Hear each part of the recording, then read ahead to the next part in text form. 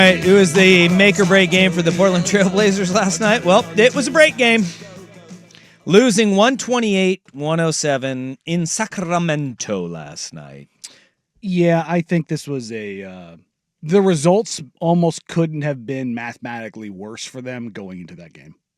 And I think they knew it. Well, I think it turned into so going into the game, they had just bad.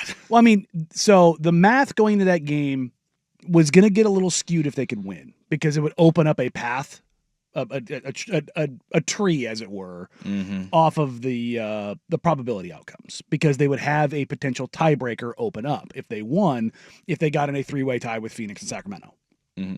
Dallas winning and then Portland losing to Sacramento took that tree away and it pushed them further behind. Well, can we now get to the point that they should have been a long time ago? Just pull the ripcord. Final eight. I mean, just get this out of the way and just finish this season because whatever they have built up right now will not be ruined in 8 games. It won't be. It will not be ruined in 8 games. I don't think so at all. It wouldn't have been ruined if you were to have strategically done it at 20 games because you have grown and developed guys and they know the path to be successful and what that looks like. And they have.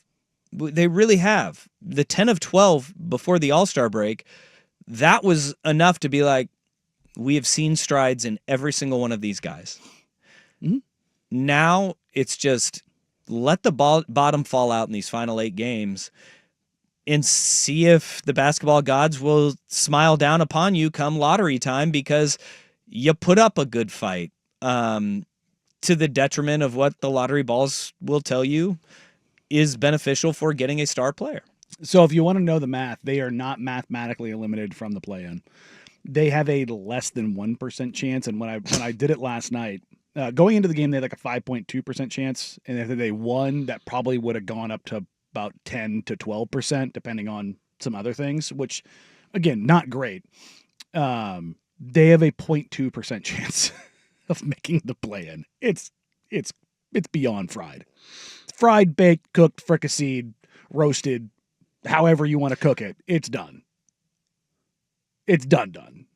I don't know. Honestly, I don't know why anybody would have wanted to see it. The play-in at this point because you would have been unceremoniously bounced. No, trust me, I get it. I do know people who do want to see it, and it was the players. Well, yeah, of course, because they don't tank. And not just that, like organizations do. You're like a guy like Denny or the young guys with Scoot, Shea, Tumani. They've never tasted anything close to it. Denny comes from literal basketball hell in Washington.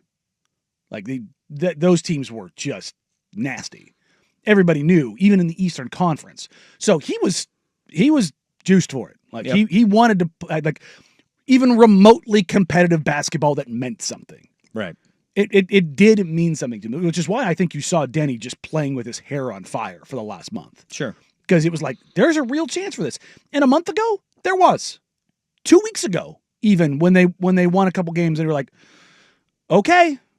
But now they've lost 3 in a row. It's a wrap. And look, I have said over and over again, me personally, I wanted them to see them steer into the cliff at the All-Star break. Yeah.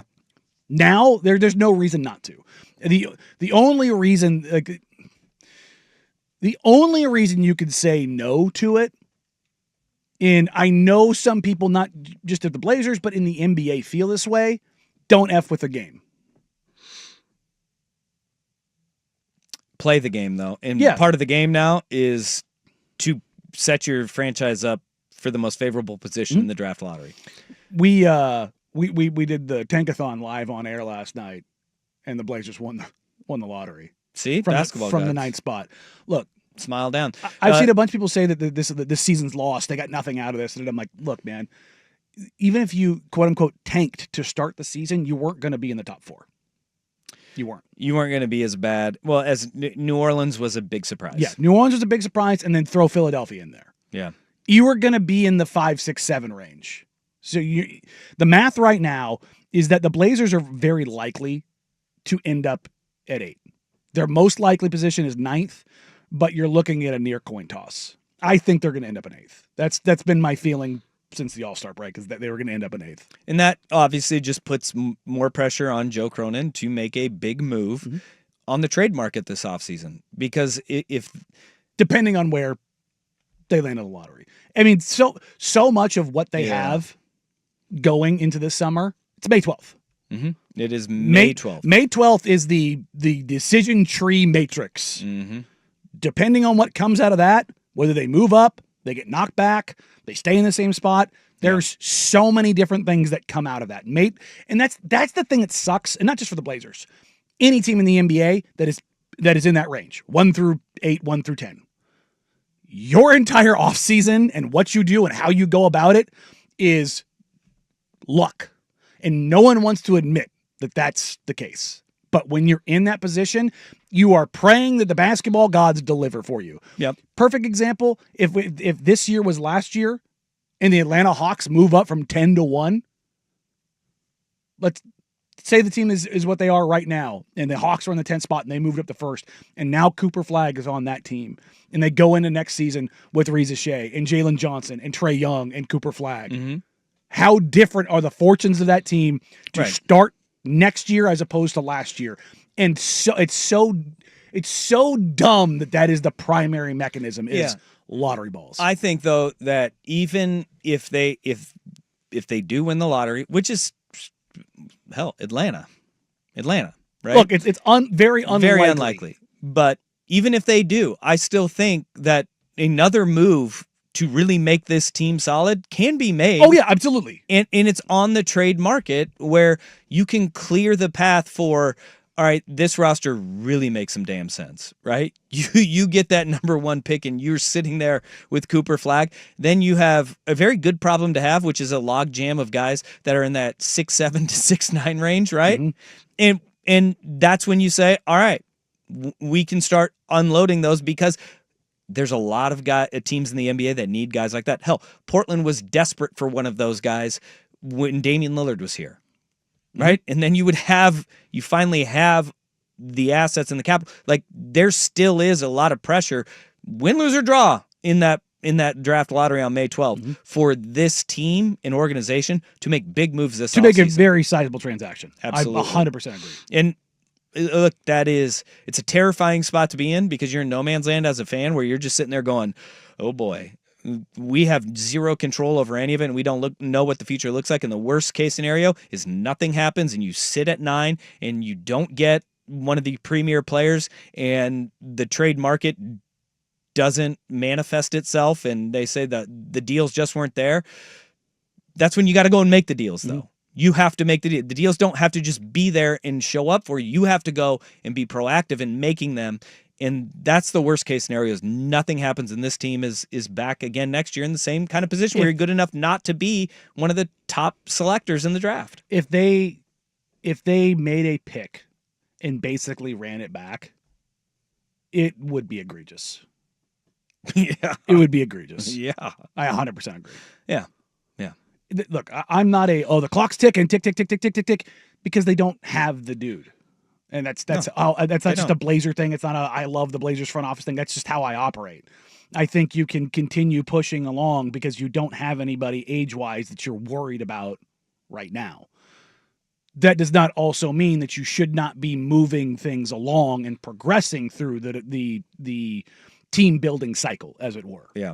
So get Con Knipple. I'm not opposed to him if they ended up there. I'm Con Knipple to Portland through and through. They're low on their quota. Yeah. So he would be an okay addition, but so would the guy at number 1. His teammate.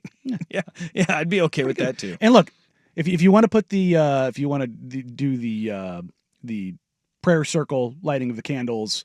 I think Portland's at sacrifice time. Yeah, no, 100%. I mean, prayer circles were 2 drafts ago. There was a tweet last night when somebody asked, "Would you cut off your pinky for Cooper Flagg if you're an NBA executive?" And I think it was Tyler Rucker at No Ceilings. You had the John Wick image of him at the table cutting off his finger. It was like, no, we're at the cutting off the finger stage. I think that poll would be 30 for 30. Yeah. You would get 30 yeses on a pinky. Yeah. Just be like, Especially at that age. If you're running a team, dude, you're Pat Riley. yeah.